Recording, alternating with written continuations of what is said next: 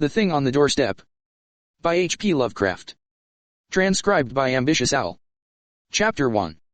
It is true that I have sent 6 bullets through the head of my best friend, and yet I hope to shew by this statement that I am not his murderer. At first I shall be called a madman madder than the man I shot in his cell at the Arkham Sanitarium. Later some of my readers will weigh each statement, correlate it with the known facts, and ask themselves how I could have believed otherwise than as I did after facing the evidence of that horror, that thing on the doorstep. Until then I also saw nothing but madness in the wild tales I have acted on. Even now I ask myself whether I was misled or whether I am not mad after all. I do not know, but others have strange things to tell of Edward in a Senath Derby, and even the stolid police are at their wits' ends to account for that last terrible visit. They have tried weakly to concoct a theory of a ghastly jest or warning by discharged servants, yet they know in their hearts that the truth is something infinitely more terrible and incredible. So I say that I have not murdered Edward Derby. Rather have I avenged him, and in so doing purged the earth of a horror whose survival might have loosed untold terrors on all mankind. There are black zones of shadow close to our daily paths, and now and then some evil soul breaks a passage through. When that happens, the man who knows must strike before reckoning the consequences. I have known Edward Pickman Derby all his life. 8 years my junior, he was so precocious that we had much in common from the time he was 8 and I 16. He was the most phenomenal child scholar I have ever known, and at 7 was writing verse of a somber, fantastic, almost morbid cast which astonished the tutors surrounding him. Perhaps his private education and coddled seclusion had something to do with his premature flowering. An only child, he had organic weaknesses which startled his doting parents and caused them to keep him closely chained to their side. He was never allowed out without his nurse, and seldom had a chance to play unconstrainedly with other children.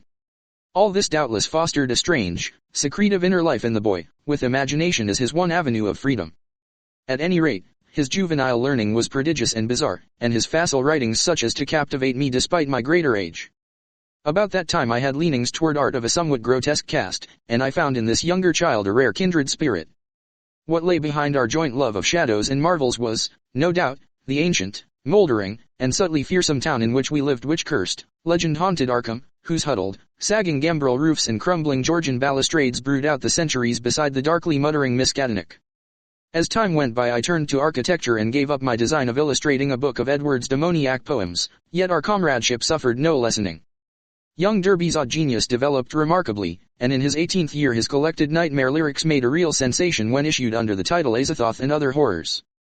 He was a close correspondent of the notorious Baudelarian poet Justin Jeffrey, who wrote The People of the Monolith and died screaming in a madhouse in 1926 after a visit to a sinister, ill-regarded village in Hungary. In self-reliance and practical affairs, however, Derby was greatly retarded because of his coddled existence. His health had improved, but his habits of childish dependence were fostered by over-careful parents, so that he never traveled alone, made independent decisions, or assumed responsibilities. It was early seen that he would not be equal to a struggle in the business or professional arena, but the family fortune was so ample that this formed no tragedy. As he grew to years of manhood he retained a deceptive aspect of boyishness. Blond and blue-eyed, he had the fresh complexion of a child, and his attempts to raise a mustache were discernible only with difficulty. His voice was soft and light, and his pampered, unexercised life gave him a juvenile chubbiness rather than the paunchiness of premature middle age. He was of good height, and his handsome face would have made him a notable gallant had not his shyness held him to seclusion and bookishness. Derby's parents took him abroad every summer, and he was quick to seize on the surface aspects of European thought and expression. His Pole-like talents turned more and more toward the decadent, and other artistic sensitivenesses and yearnings were half aroused in him. We had great discussions in those days. I had been through Harvard, had studied in a Boston architect's office, had married, and had finally returned to Arkham to practice my profession, settling in the family homestead in Saltonstall St. since my father had moved to Florida for his health. Edward used to call almost every evening, till I came to regard him as one of the household. He had a characteristic way of ringing the doorbell or sounding the knocker that grew to be a veritable code signal, so that after dinner I always listened for the familiar 3 brisk strokes followed by 2 more after a pause. Less frequently I would visit at his house and note with envy the obscure volumes in his constantly growing library. Derby went through Miskatonic University in Arkham, since his parents would not let him board away from them. He entered at 16 and completed his course in 3 years, majoring in English and French literature and receiving high marks in everything but mathematics and the sciences. He mingled very little with the other students, though looking enviously at the daring or bohemian set whose superficially smart language and meaninglessly ironic pose he aped, and whose dubious conduct he wished he dared adopt. What he did do was to become an almost fanatical devotee of subterranean magical lore, for which Miss Miskatonic library was and is famous. Always a dweller on the surface of fantasy and strangeness, he now delved deep into the actual runes and riddles left by a fabulous past for the guidance or puzzlement of posterity. He read things like the frightful Book of Ibn, the Unospreeklijkenkulten of von Juns, and the forbidden Necronomicon of the Mad Arab Abdul al-Hazred, though he did not tell his parents he had seen them. Edward was 20 when my son and only child was born, and seemed pleased when I named the newcomer Edward Derby Upton, after him. By the time he was 25, Edward Derby was a prodigiously learned man and a fairly well-known poet and fantasist, though his lack of contacts and responsibilities had slowed down his literary growth by making his products derivative and overbookish. I was perhaps his closest friend, finding him an inexhaustible mine of vital theoretical topics, while he relied on me for advice in whatever matters he did not wish to refer to his parents. He remained single more through shyness, inertia, and parental protectiveness than through inclination, and moved in society only to the slightest and most perfunctory extent. When the war came, both health and ingrained timidity kept him at home. I went to Plattsburgh for a commission, but never got overseas.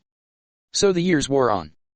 Edward's mother died when he was 34, and for months he was incapacitated by some odd psychological malady. His father took him to Europe, however, and he managed to pull out of his trouble without visible effects. Afterward he seemed to feel a sort of grotesque exhilaration, as if of partial escape from some unseen bondage. He began to mingle in the more advanced college set despite his middle age, and was present at some extremely wild doings, on one occasion paying heavy blackmail, which he borrowed of me, to keep his presence at a certain affair from his father's notice. Some of the whispered rumors about the wild Miskatonic set were extremely singular. There was even talk of black magic and of happenings utterly beyond credibility. Chapter 2. Edward was 38 when he met Asenath Waite. She was, I judge, about 23 at the time, and was taking a special course in medieval metaphysics at Miskatonic. The daughter of a friend of mine had met her before in the Hall School at Kingsport and had been inclined to shun her because of her odd reputation. She was dark, smallish, and very good-looking except for over-protuberant eyes, but something in her expression alienated extremely sensitive people. It was, however, largely her origin and conversation which caused average folk to avoid her. She was one of the Innsmouth Waites, and dark legends have clustered for generations about crumbling, half-deserted Innsmouth and its people. There are tales of horrible bargains about the year 1850, and of a strange element, not quite human, in the ancient families of the run-down fishing port, tales such as only old-time Yankees can devise and repeat with proper awesomeness. Asenath's case was aggravated by the fact that she was Ephraim Waite's daughter, the child of his old age by an unknown wife who always went veiled. Ephraim lived in a half-decayed mansion in Washington Street, Innsmouth, and those who had seen the place, Arkham folk avoid going to Innsmouth whenever they can, declared that the attic windows were always boarded, and that strange sounds sometimes floated from within as evening drew on. The old man was known to have been a prodigious magical student in his day, and legend averred that he could raise or quell storms at sea according to his whim. I had seen him once or twice in my youth as he came to Arkham to consult forbidden tomes at the college library, and had hated his wolfish, saturnine face with its tangle of iron-gray beard. He had died insane under rather queer circumstances just before his daughter, by his will made a nominal ward of the principal, entered the Hall School, but she had been his morbidly avid pupil and looked fiendishly like him at times. The friend whose daughter had gone to school with Asenath Waite repeated many curious things when the news of Edward's acquaintance with her began to spread about. Asenath, it seemed, had posed as a kind of magician at school, and had really seemed able to accomplish some highly baffling marvels. She professed to be able to raise thunderstorms, though her seeming success was generally laid to some uncanny knack at prediction. All animals markedly disliked her, and she could make any dog howl by certain motions of her right hand. There were times when she displayed snatches of knowledge and language very singular and very shocking for a young girl, when she would frighten her schoolmates with leers and winks of an inexplicable kind, and would seem to extract an obscene and zestful irony from her present situation. Most unusual, though, were the well-attested cases of her influence over other persons. She was, beyond question, a genuine hypnotist. By gazing peculiarly at a fellow student, she would often give the latter a distinct feeling of exchanged personality, as if the subject were placed momentarily in the magician's body and able to stare half across the room at her real body, whose eyes blazed and protruded with an alien expression. Asenath often made wild claims about the nature of consciousness and about its independence of the physical frame, or at least from the life processes of the physical frame. Her crowning rage, however, was that she was not a man, since she believed a male brain had certain unique and far-reaching cosmic powers. Given a man's brain, she declared, she could not only equal but surpass her father in mastery of unknown forces. Edward met Asenath at a gathering of intelligentsia held in one of the students' rooms, and could talk of nothing else when he came to see me the next day. He had found her full of the interests and erudition which engrossed him most, and was in addition wildly taken with her appearance. I had never seen the young woman, and recalled casual references only faintly, but I knew who she was. It seemed rather regrettable that Derby should become so upheaved about her, but I said nothing to discourage him, since infatuation thrives on opposition. He was not, he said, mentioning her to his father. In the next few weeks I heard of very little but Asenath from young Derby. Others now remarked Edward's autumnal gallantry, though they agreed that he did not look even nearly his actual age, or seem at all inappropriate as an escort for his bizarre divinity. He was only a trifle paunchy despite his indolence and self-indulgence, and his face was absolutely without lines. Asenath, on the other hand, had the premature crow's feet which come from the exercise of an intense will. About this time Edward brought the girl to call on me, and I at once saw that his interest was by no means one-sided. She eyed him continually with an almost predatory air, and I perceived that their intimacy was beyond untangling. Soon afterward I had a visit from old Mr. Derby, whom I had always admired and respected. He had heard the tales of his son's new friendship, and had wormed the whole truth out of the boy. Edward meant to marry Asenath, and had even been looking at houses in the suburbs.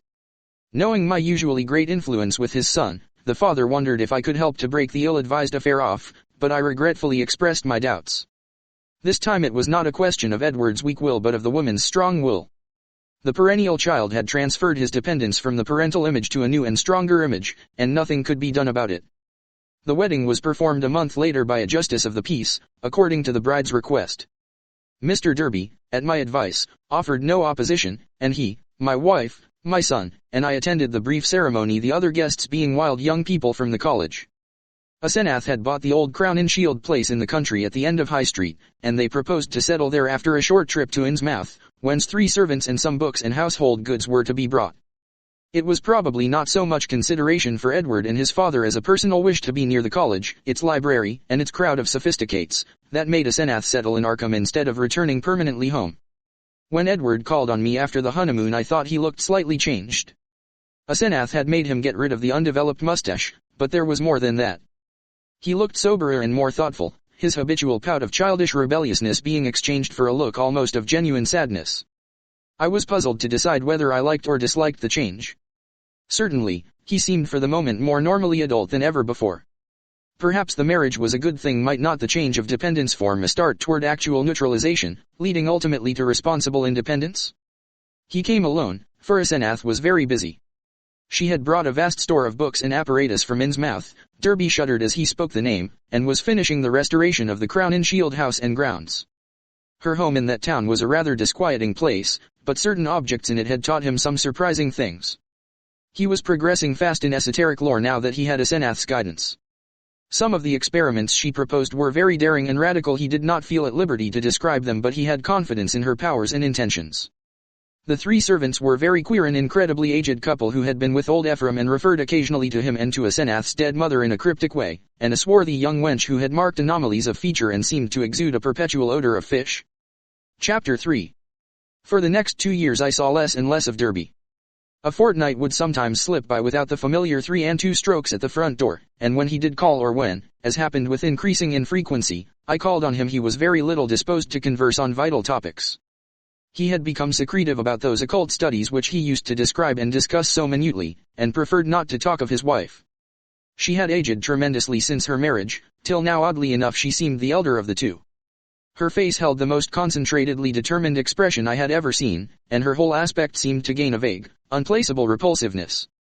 My wife and son noticed it as much as I, and we all ceased gradually to call on her, for which, Edward admitted in one of his boyishly tactless moments, she was unmitigatedly grateful. Occasionally the Derbys would go on long trips ostensibly to Europe, though Edward sometimes hinted at obscurer destinations. It was after the first year that people began talking about the change in Edward Derby.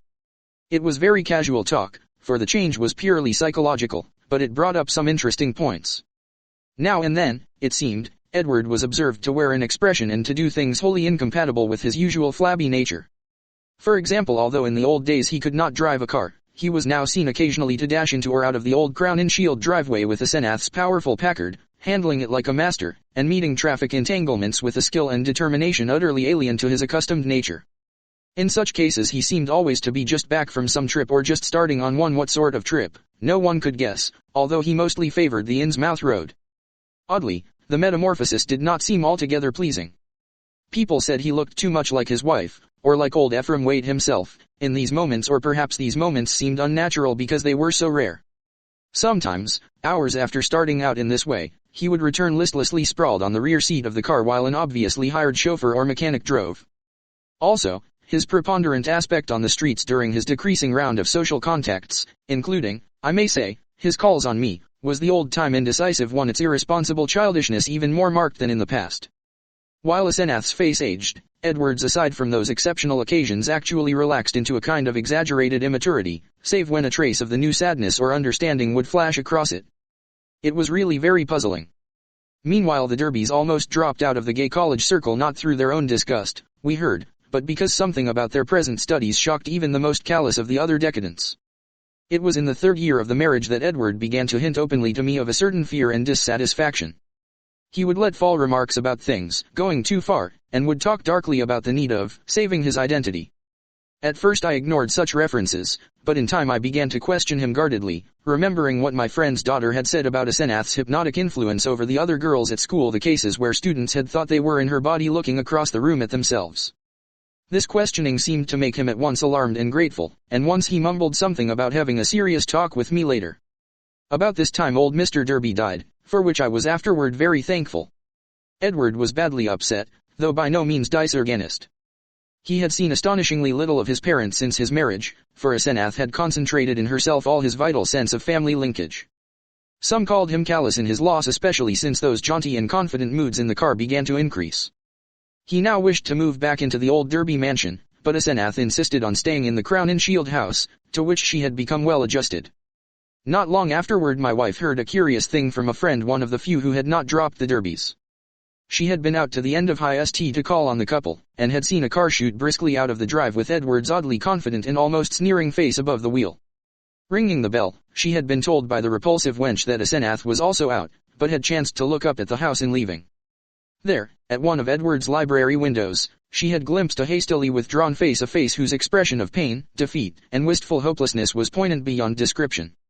It was incredibly enough in view of its usual domineering cast Asenath's, yet the caller had vowed that in that instant the sad, muddled eyes of poor Edward were gazing out from it. Edward's calls now grew a trifle more frequent, and his hints occasionally became concrete.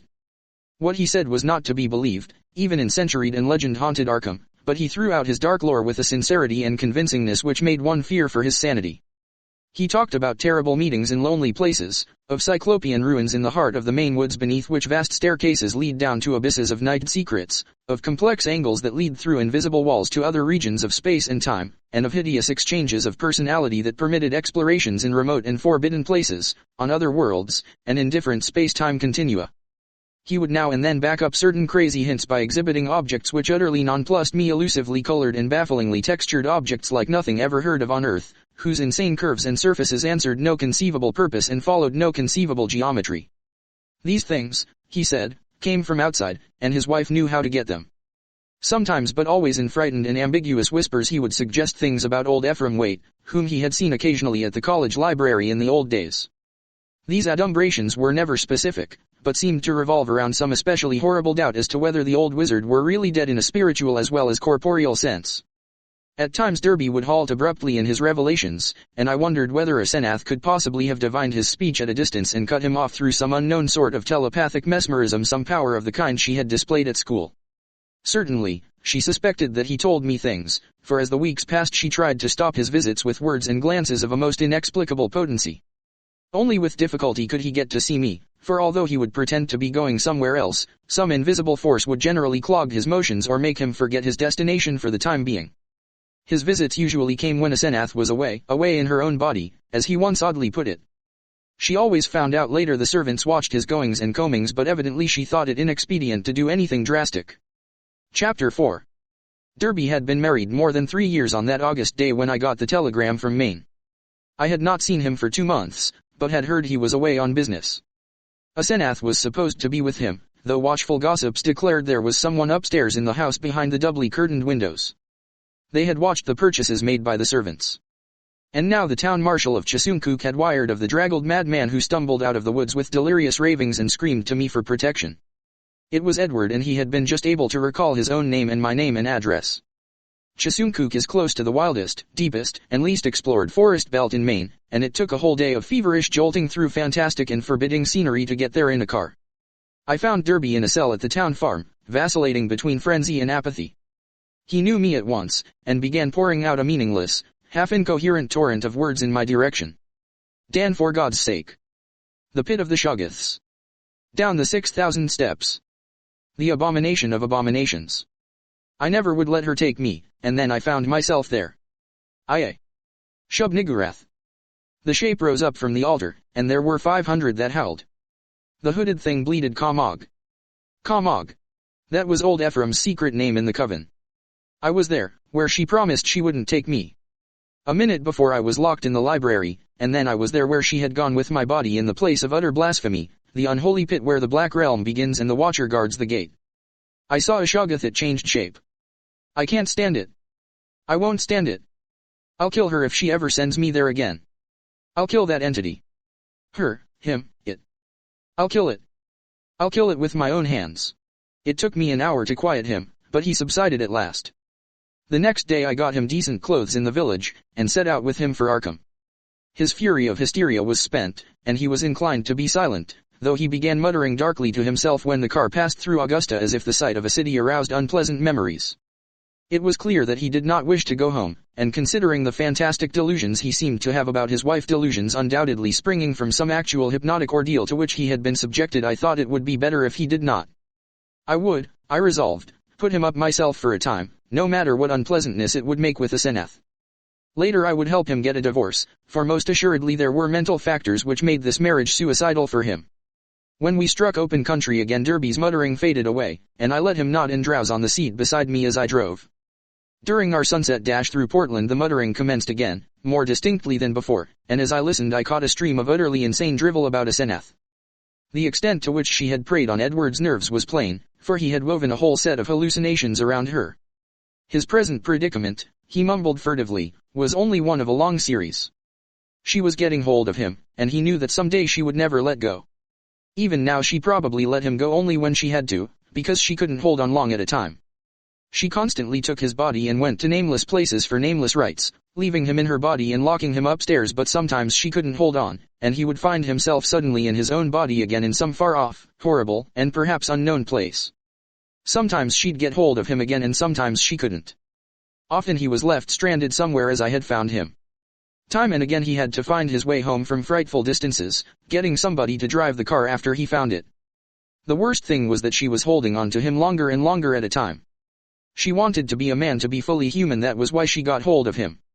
She had sensed the mixture of fine wrought brain and weak will in him. Some day she would crowd him out and disappear with his body, disappear to become a great magician like her father and leave him marooned in that female shell that wasn't even quite human.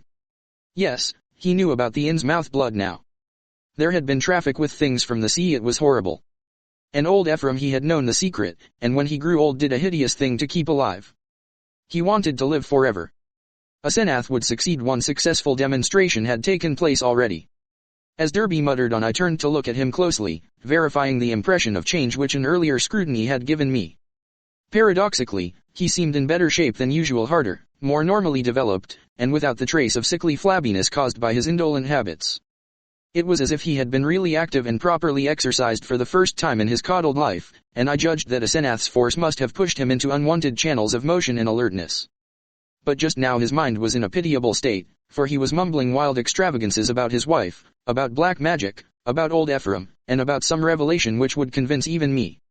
He repeated names which I recognized from bygone browsings in forbidden volumes, and at times made me shudder with a certain thread of mythological consistency, of convincing coherence which ran through his maundering.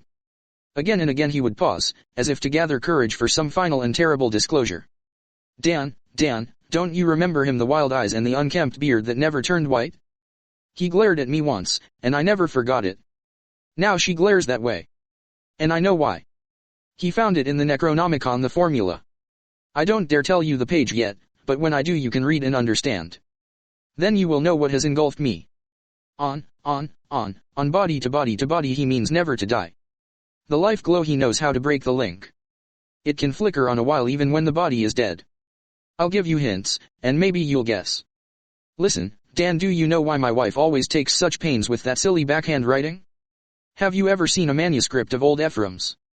Do you want to know why I shivered when I saw some hasty notes Asenath had jotted down? Asenath? Is there such a person? Why did they half think there was poison in old Ephraim's stomach? Why do the Gilmans whisper about the way he shrieked like a frightened child when he went mad and Asenath locked him up in the padded attic room where the other had been? Was it old Ephraim's soul that was locked in? Who locked in whom? Why had he been looking for months for someone with a fine mind and a weak will? Why did he curse that his daughter wasn't a son? Tell me, Daniel Upton, what devilish exchange was perpetrated in the house of horror where that blasphemous monster had his trusting, weak-willed, half-human child at his mercy? Didn't he make it permanent as she'll do in the end with me? Tell me why that thing that calls itself Asenath writes differently when off guard, so that you can't tell its script from. Then the thing happened. Derby's voice was rising to a thin treble scream as he raved, when suddenly it was shut off with an almost mechanical click. I thought of those other occasions at my home when his confidences had abruptly ceased, when I had half fancied that some obscure telepathic wave of Asenath's mental force was intervening to keep him silent. This, though, was something altogether different and, I felt, infinitely more horrible. The face beside me was twisted almost unrecognizably for a moment, while through the whole body there passed a shivering motion as if all the bones, organs, muscles, nerves, and glands were readjusting themselves to a radically different posture, set of stresses, and general personality. Just where the supreme horror lay, I could not for my life tell, yet there swept over me such a swamping wave of sickness and repulsion, such a freezing, putrefying sense of utter alienage and abnormality that my grasp of the wheel grew feeble and uncertain. The figure beside me seemed less like a lifelong friend than like some monstrous intrusion from outer space, some damnable, utterly accursed focus of unknown and malign cosmic forces. I had faltered only a moment, but before another moment was over my companion had seized the wheel and forced me to change places with him. The dusk was now very thick, and the lights of Portland far behind, so I could not see much of his face. The blaze of his eyes, though, was phenomenal, and I knew that he must now be in that queerly energized state so unlike his usual self which so many people had noticed. It seemed odd and incredible that listless Edward Derby, he who could never assert himself, and who had never learned to drive, should be ordering me about and taking the wheel of my own car, yet that was precisely what had happened. He did not speak for some time, and in my inexplicable horror I was glad he did not. In the lights of Biddeford and Sacco I saw his firmly set mouth, and shivered at the blaze of his eyes. The people were right, he did look damnably like his wife and like old Ephraim when in these moods. I did not wonder that the moods were disliked, there was certainly something unnatural and diabolic in them, and I felt the sinister element all the more because of the wild ravings I had been hearing. This man, for all my lifelong knowledge of Edward Pickman Derby, was a stranger, an intrusion of some sort from the black abyss. He did not speak until we were on a dark stretch of road, and when he did his voice seemed utterly unfamiliar. It was deeper, firmer, and more decisive than I had ever known it to be, while its accent and pronunciation were altogether changed, though vaguely, remotely, and rather disturbingly recalling something I could not quite place. There was, I thought, a trace of very profound and very genuine irony in the timbre, not the flashy, meaninglessly jaunty pseudo-irony of the callow sophisticate, which Derby had habitually affected, but something grim, basic, pervasive, and potentially evil. I marveled at the self-possession so soon following the spell of panic-struck muttering. "I hope you'll forget my attack back there, Upton," he was saying. "You know what my nerves are, and I guess you can excuse such things. I'm enormously grateful, of course, for this lift home. And you must forget, too, any crazy things I may have been saying about my wife and about things in general. That's what comes from overstudy in a field like mine. My philosophy is full of bizarre concepts, and when the mind gets worn out it cooks up all sorts of imaginary concrete applications.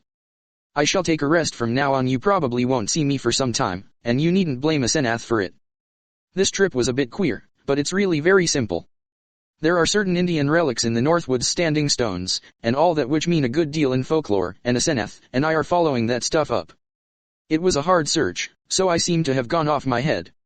I must send somebody for the car when I get home. A month's relaxation will put me back on my feet."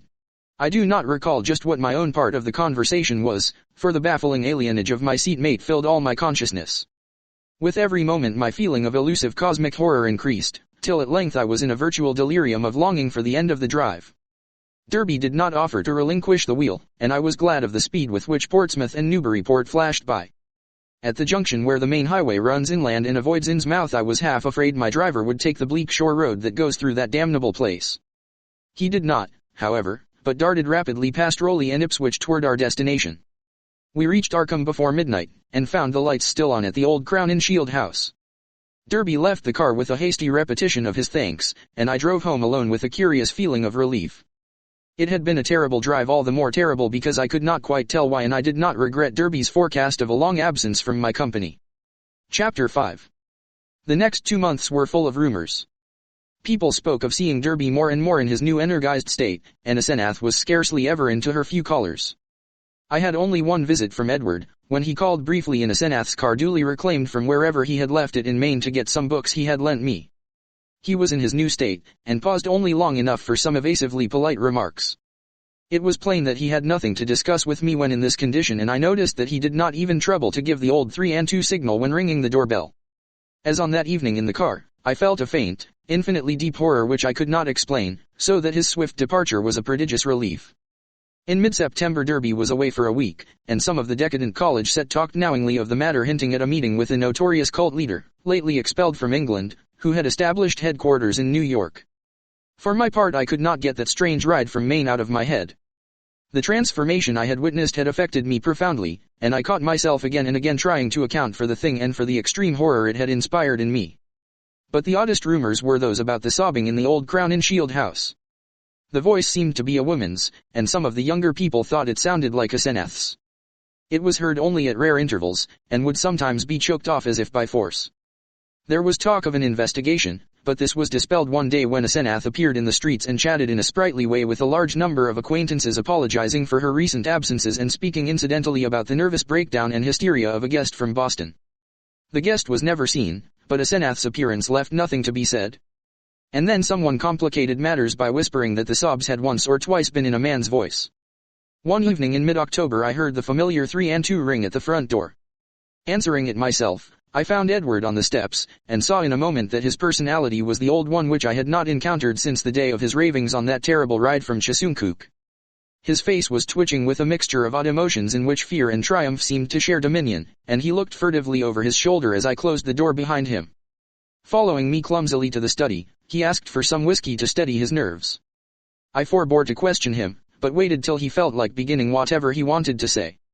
At length he ventured some information in a choking voice. Asenath has gone, Dan. We had a long talk last night while the servants were out, and I made her promise to stop preying on me.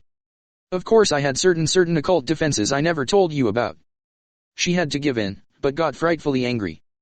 Just packed up and started for New York, walked right out to catch the 8:20 into Boston. I suppose people will talk, but I can't help that. You needn't mention that there was any trouble, just say she's gone on a long research trip. She's probably going to stay with one of her horrible groups of devotees. I hope she'll go west and get a divorce anyhow. I've made her promise to keep away and let me alone. It was horrible, Dan. She was stealing my body, crowding me out, making a prisoner of me. I laid low and pretended to let her do it, but I had to be on the watch. I could plan if I was careful, for she can't read my mind literally, or in detail. All she could read of my planning was a sort of general mood of rebellion, and she always thought I was helpless. Never thought I could get the best of her. But I had a spell or two that worked. Derby looked over his shoulder and took some more whiskey.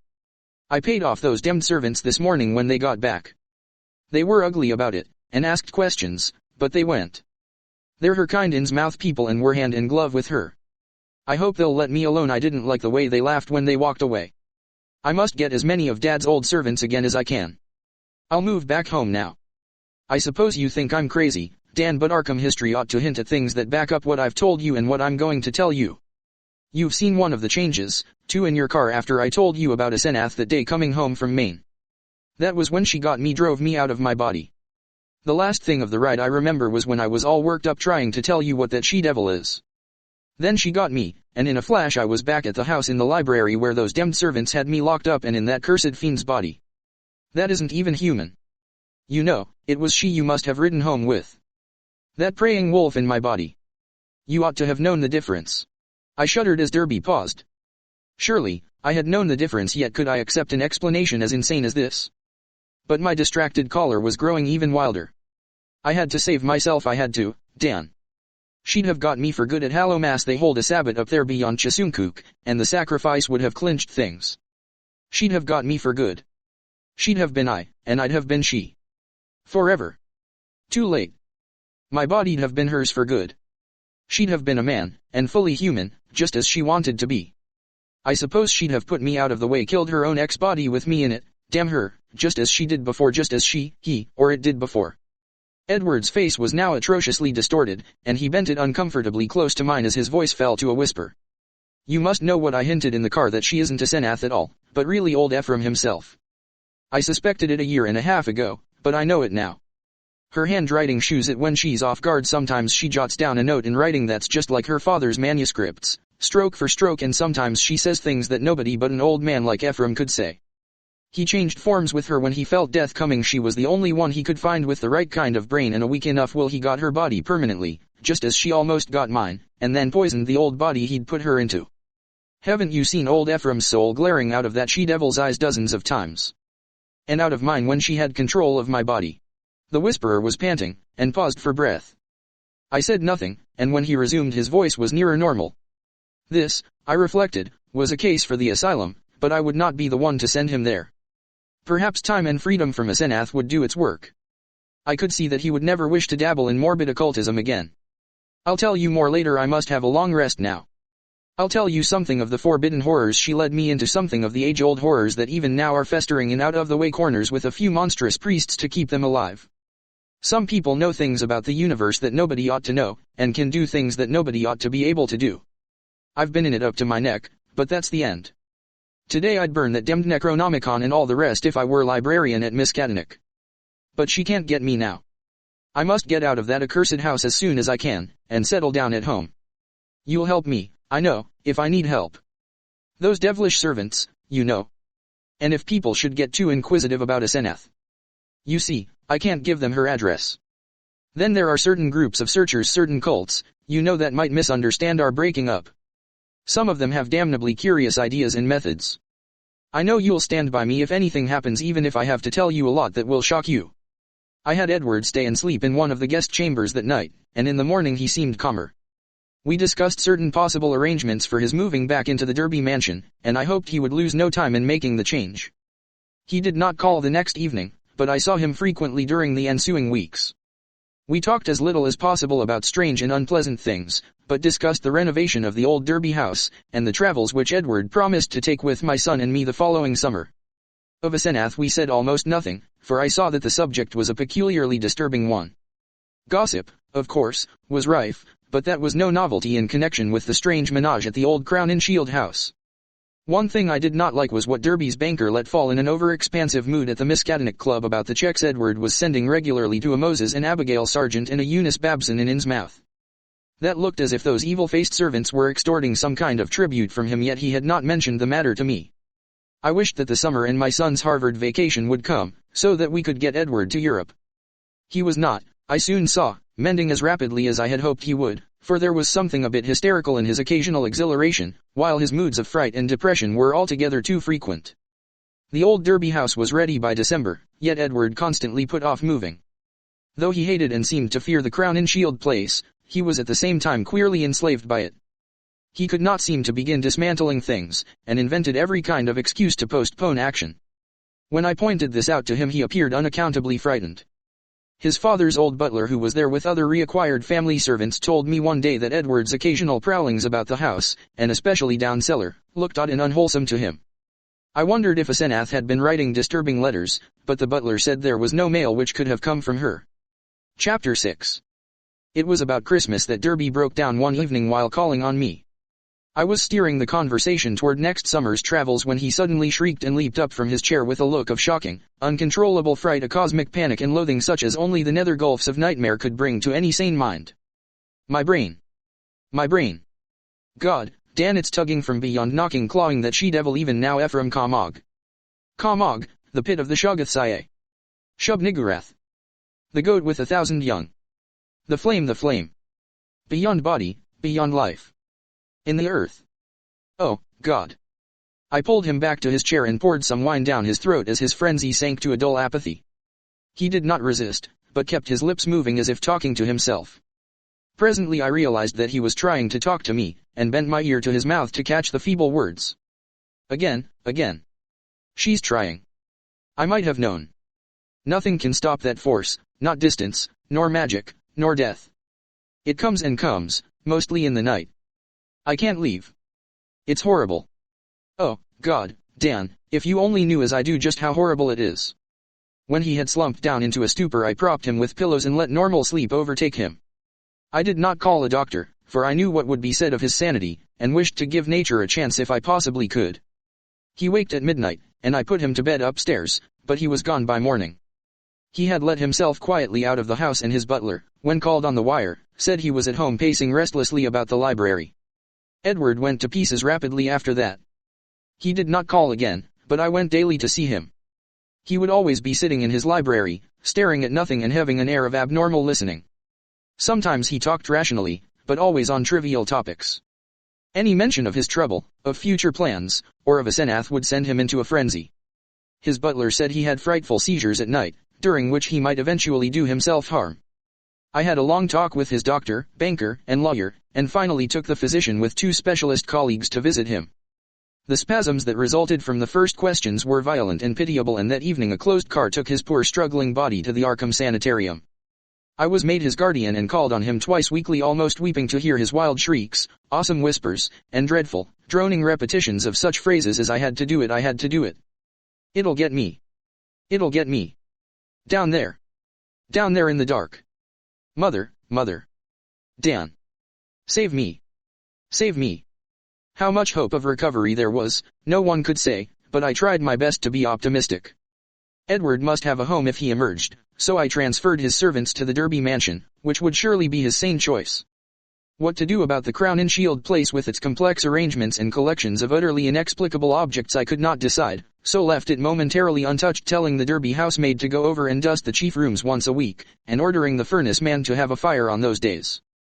The final nightmare came before Candlemas heralded, in cruel irony, by a false gleam of hope.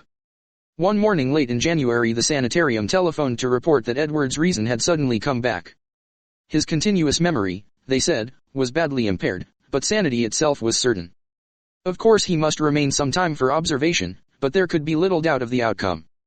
All going well, he would surely be free in a week. I hastened over in a flood of delight, but stood bewildered when a nurse took me to Edward's room. The patient rose to greet me, extending his hand with a polite smile, but I saw in an instant that he bore the strangely energized personality which had seemed so foreign to his own nature, the competent personality I had found so vaguely horrible, and which Edward himself had once vowed was the intruding soul of his wife. There was the same blazing vision so like a Senath's and old Ephraim's, and the same firm mouth, and when he spoke I could sense the same grim, pervasive irony in his voice, the deep irony so redolent of potential evil. This was the person who had driven my car through the night 5 months before, the person I had not seen since that brief call when he had forgotten the old-time doorbell signal and stirred such nebulous fears in me, and now he filled me with the same dim feeling of blasphemous alienage and ineffable cosmic hideousness. He spoke affably of arrangements for release, and there was nothing for me to do but assent, despite some remarkable gaps in his recent memories. Yet I felt that something was terribly, inexplicably wrong and abnormal. There were horrors in this thing that I could not reach. This was a sane person, but was it indeed the Edward Derby I had known? If not, who or what was it, and where was Edward? Ought it to be free or confined? Or ought it to be extirpated from the face of the earth? There was a hint of the abysmally sardonic in everything the creature said. The Asenath-like eyes lent a special and baffling mockery to certain words about the early liberty earned by an especially close confinement. I must have behaved very awkwardly, and was glad to beat a retreat. All that day and the next I racked my brain over the problem. What had happened? What sort of mind looked out through those alien eyes in Edward's face?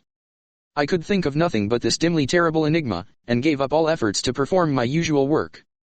The second morning the hospital called up to say that the recovered patient was unchanged, and by evening I was close to a nervous collapse, a state I admit, though others will vow it colored my subsequent vision.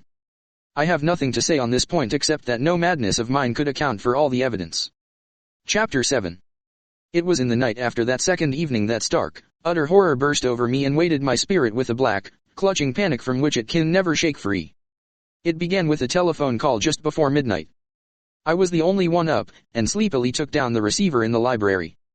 No one seemed to be on the wire, and I was about to hang up and go to bed when my ear caught a very faint suspicion of sound at the other end. Was someone trying under great difficulties to talk? As I listened I thought I heard a sort of half-liquid bubbling noise glub. Glub. Glub, which had an odd suggestion of inarticulate, unintelligible word and syllable divisions. I called, "Who is it?" But the only answer was glub glub. Glub glub. I could only assume that the noise was mechanical, but fancying that it might be a case of a broken instrument able to receive but not to send, I added, "I can't hear you. Better hang up and try information." Immediately I heard the receiver go on the hook at the other end. This, I say, was just before midnight. When that call was traced afterward it was found to come from the old Crown and Shield house, though it was fully half a week from the housemaid's day to be there. I shall only hint what was found at that house: the upheaval in a remote cellar storeroom, the tracks, the dirt, the hastily rifled wardrobe, the baffling marks on the telephone, the clumsily used stationery, and the detestable stench lingering over everything. The police, poor fools, have their smug little theories, and are still searching for those sinister discharged servants who have dropped out of sight amidst the present furor. They speak of a ghoulish revenge for things that were done, and say I was included because I was Edward's best friend and adviser. Idiots, do they fancy those brutish clowns could have forged that handwriting? Do they fancy they could have brought what later came? Are they blind to the changes in that body that was Edward's? As for me, I now believe all that Edward Derby ever told me.